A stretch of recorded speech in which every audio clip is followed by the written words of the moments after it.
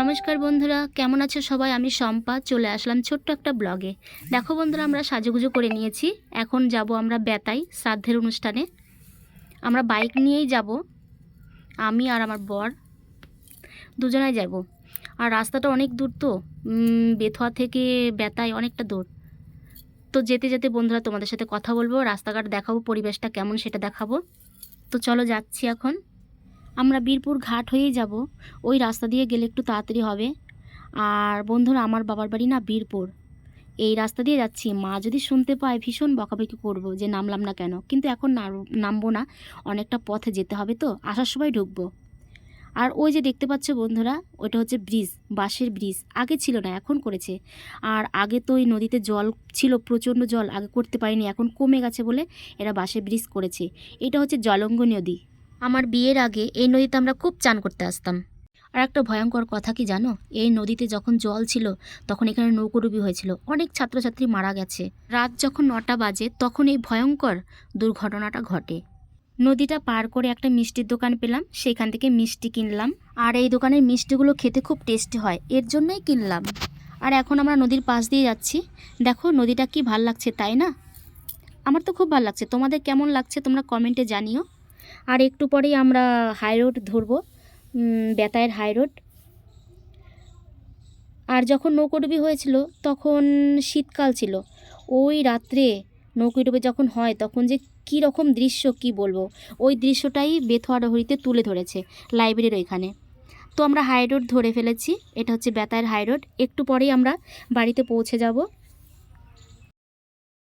তো বন্ধুরা, আমরা পৌঁছে গেছি, এখন রাত 6:45 বাজে। দেখো অনেক লোকজন চলে এসেছে, আমরাও চলে এসেছি। আর এইখানে যে মারা গেছে তার এখানে ছবি টানিয়ে মালা দিয়ে আর টিভি সেট করে দিয়েছে। এনার যে ভিডিওগুলো ছিল সেগুলো দেখাচ্ছে এখানে, সবাই বসে বসে দেখছে, আমরা একটু রেস্ট নিয়ে নিলাম। আর ওই পেছনে রান্নাবান্নার আয়োজন করা হয়েছে, তো যাই ওখানে দেখি কত দূর রান্না হলো। আর বেতায়ের এদিকে একটা টাইম আছে, যে কোনো অনুষ্ঠান হোক না কেন এরা রাত 7টার সময় খেতে দেয়। আর এখানে রান্নার আয়োজন করা হয়েছে, দেখো।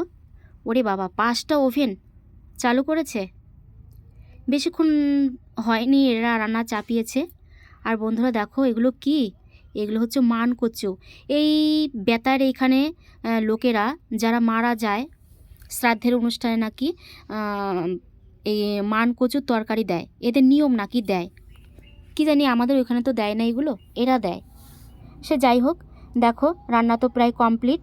এখন এই দাদা ভাইরা চেয়ার নিয়ে একজন গেল টেবিলগুলো সাজাবে। আর এইদিকে কত কত দাদা ভাই এখানে প্লেটগুলো রেডি করছে। তো যাই একটু ভেতরে কেমন কি সাজিয়েছে ভেতরটা। বাহ, দারুণ সিস্টেম তো, আটকে দিয়েছে তো এখানে, মানে একটা উঠবে একটা বসবে, তাই তো? ও হ্যাঁ, দুটোই চলবে, একটা উঠবে একটা বসবে। এই দাদাটা টেবিল চেয়ারগুলো পেতে দিচ্ছে, টেবিল চেয়ার পাতা হয়ে গেলেই সবাইকে খেতে দেবে। আর আমরাও খুব তাড়াতাড়ি খেতে বসবো, কারণ আমরা অনেক দূর থেকে এসেছি, তো আবার তো ফিরে যেতে হবে, অনেকটা রাত হয়ে যাবে না, এর জন্য তাড়াতাড়ি করে খেতে বসবো, প্রথম বৈঠকেই বসে পড়বো। আর দেখো এটা হচ্ছে আমার নাতবো আর একটা নাতনি। এই ধুতি পরা ছেলেটাকে দেখতে পাচ্ছ, এই ছেলেটা হচ্ছে যে মারা গেছে তার ছেলে। এটা আমার ভাগ্নি হয়। এই যে দারুণ সিস্টেম করেছে, দেখো প্রত্যেকটা টেবিলের সামনে একটা করে ছবি টানিয়ে রেখেছে।